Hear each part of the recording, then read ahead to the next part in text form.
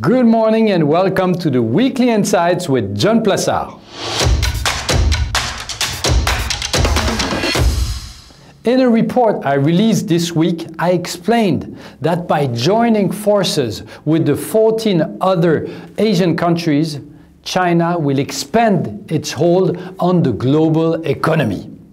But more broadly, the sector rotation we've seen since Joe Biden won the presidential election and the advances in the discovery of a coronavirus vaccine make me think that 2021 could be the year when you will absolutely have to look into the emerging markets. Across global markets, emerging markets assets embed most tangibly a combination of cyclicity, commodity exposure, China sensitivity, and pockets of deep value, all of which could be in favor through the course of the year.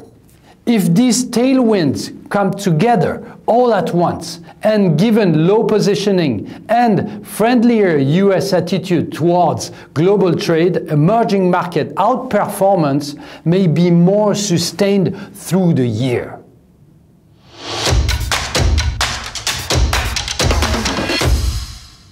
The acceleration of new cases of coronavirus in the United States is causing consumer behavior to turn around to levels seen earlier in the pandemic as US cities and states re-establish strict reconfinement measures.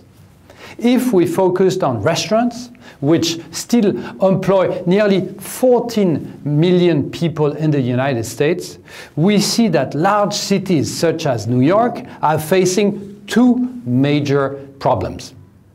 First of all, new restrictions, and second, the threat of winter, and therefore lower temperatures. Those two tailwinds will drastically reduce the activity of consumers who used to eat outdoors.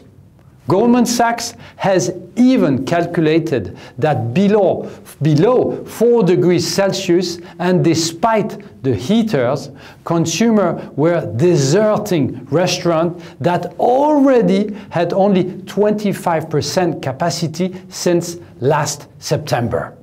A survey of more than 400 restaurants and bars found 88% of them couldn't pay for full rent in October. About 30% of the respondents couldn't pay rent at all for the month. Compound slumping patron activity with capacity reduction and curfew, it's going to be one winter many restaurant operators in the city will never forget. Thank you very much. Have a great week. Stay safe. Read my morning and keep on winning.